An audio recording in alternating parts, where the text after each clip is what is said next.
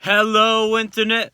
Welcome to Dan Theory, the show where I rip off other people's ideas. Today I'll be visiting The Legend of Zelda Breath of the Wild to figure out how powerful some of Link's abilities are, according to real-world physics. First, we can't figure out the science of anything without a way to measure size. So, we need to find something to serve as a measuring stick. Something we know the size of. And that would be an apple. That's right, an apple. An apple would be the most reasonable way to measure. All the weapons are a variety of sizes, and apples are one of the few items that actually exist in the real world, and have a consistent size. It's not a mighty banana, it's not a hydromelon, it's just a plain old boring apple. Hooray! So, the average height of an apple is 3 inches. When we compare this to Link's height, it shows us that Link is 4'8", or 1.4319 meters. This makes sense, as Link is pretty short when compared to the other Hylians. Now, let's figure out Hyrule's gravity, which is stronger than you think. Now, in order to figure out the gravity, we need to use this formula, provided to me by Mrs. Schofield. D equals 1/2 AT squared, where D equals distance, A equals the acceleration of gravity, and T equals the time the object is falling. So we need to drop an object from a certain height and measure how long it takes to hit the ground. So, these blocks are 1.6386 meters tall, using Link's height to measure. The other block will fall the height of 2 blocks, so that adds up to 3.2772 meters. That's our distance. Now we just need time. Man, that's the story of my life, I just need some more time.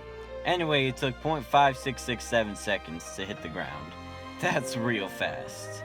Now we plug in our numbers into the equation.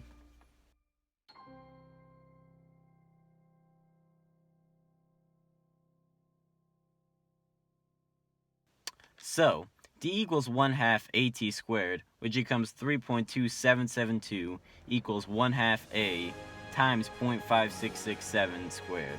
Okay, so this means the gravity comes out to 20.406 meters per second squared? Wow. Huh, that's nifty. Turns out Hyrule's gravity is over twice as strong as our gravity. Neat. Alright, now that we know about Hyrule's gravity, let's get into the real meat and potatoes. Link's cool abilities. Let's talk about Revali's Gale. So Revali's Gale is an air current that shoots Link into the air. So we're going to want to figure out the force of Revali's Gale. So in order to do that, we're going to use the handy dandy equation, force equals mass times acceleration. So, in order to do that, we need to find the mass of Link and how much he accelerates. So in order to find Link's mass, let's compare him to someone with a similar build in real life. So what kind of people run around all the time and swing stuff around? Baseball players.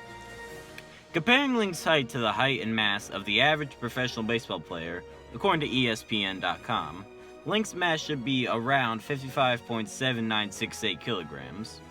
Now we just need his acceleration.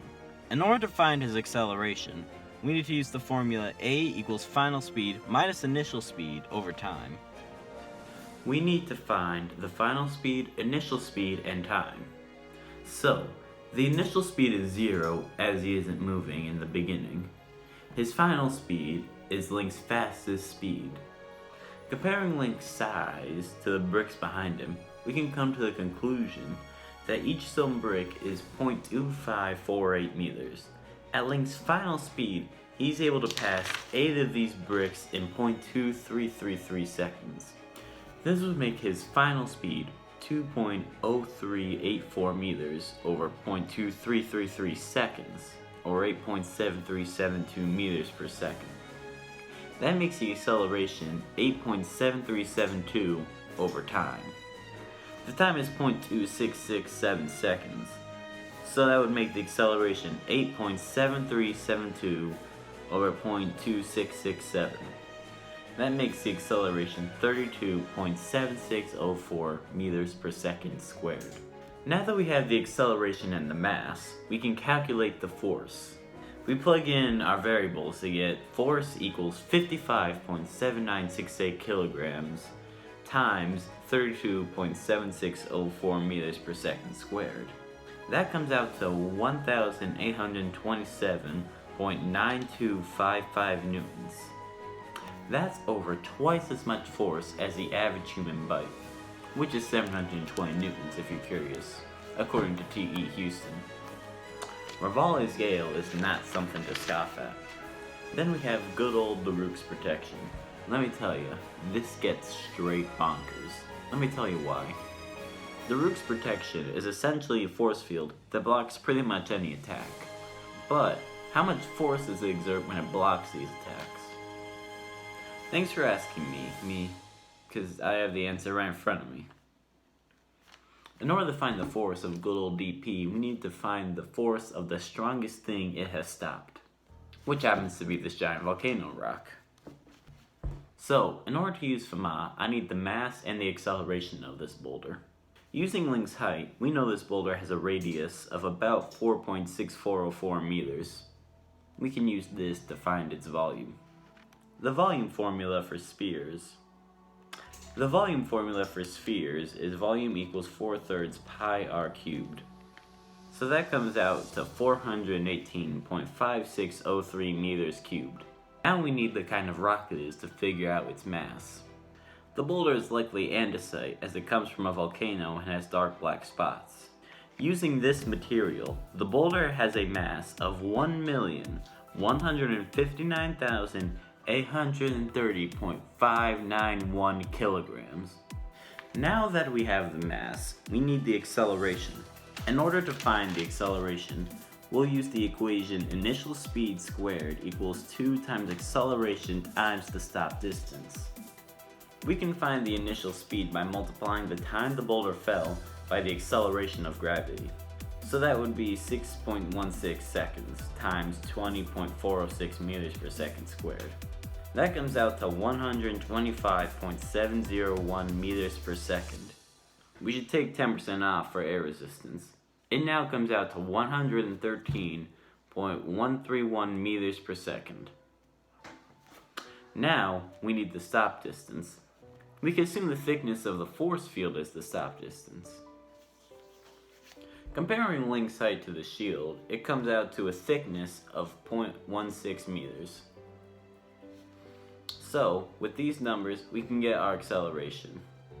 So, acceleration comes out to 39,995.6975 meters per second squared.